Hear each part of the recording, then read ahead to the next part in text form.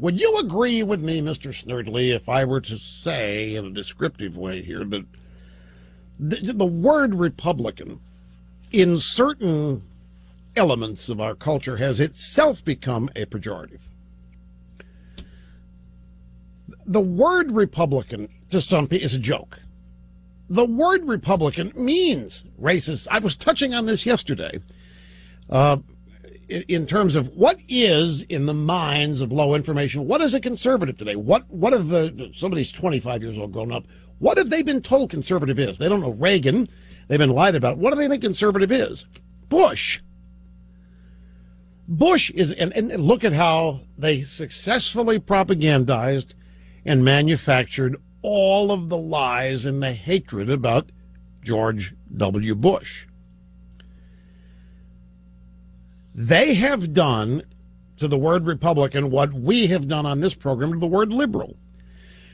We're not alone in this, but the problem is the Republican Party doesn't join our efforts here to play the game defined by the aggressors, which in this case is the Democrats and liberals. The Republican Party, so scared of its own shadow and so scared of its own tail, wants to try to avoid any of this criticism. A lot of Republicans don't want to be thought of as Republicans or conservatives because the destruction and damaging of the brand has been so successful. And they're not interested in fighting back.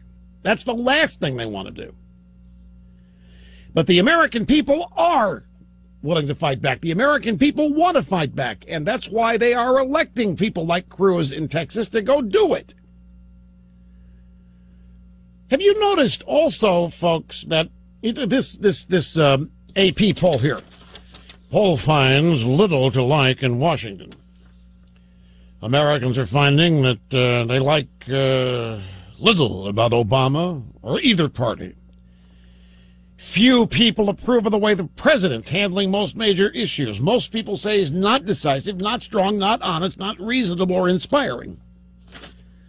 But have you noticed that there is never, in the media, there is never, I can't remember the last time I heard this discussed, the idea that the Democrats lose their base.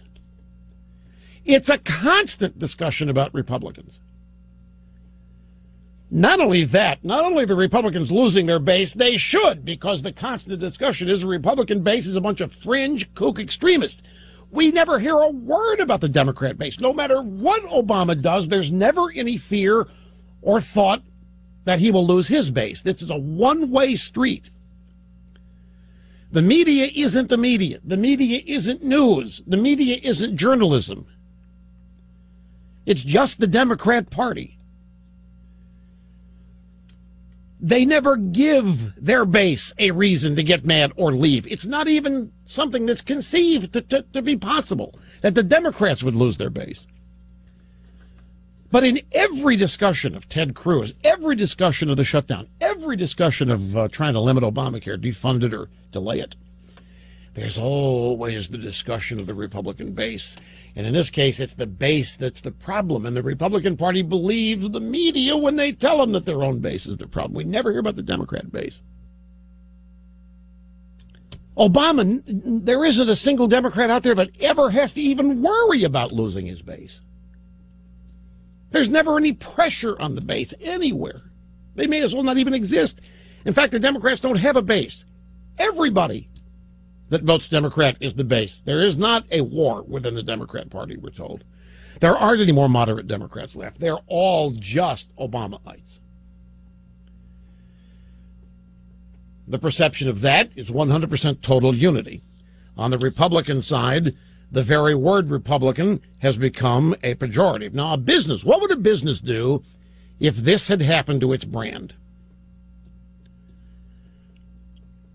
Well, a business would do a couple of things. The first thing a business would do would be to try to improve the product.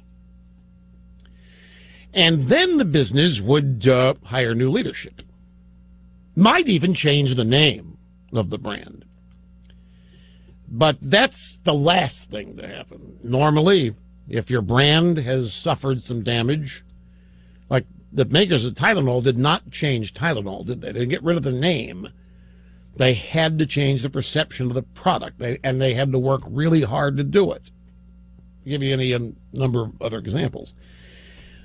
They would improve the product, they would hire new leadership, and they would reintroduce the brand with a better marketing team. None of that's taking place on the Republican side.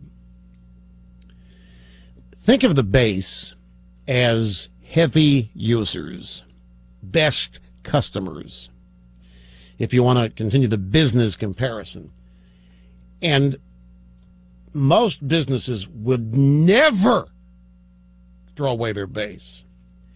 Most businesses would never discard their best users. In fact, I gave an example of how most businesses treat their best users last week or the week before in a sterling example of how capitalism works with cellular carriers and their pricing. Sorry if you missed it. I'm not going to take time to repeat it. But the point is that a successful business treats its best customers first, does everything it can to hold on. The Republican Party is not doing that.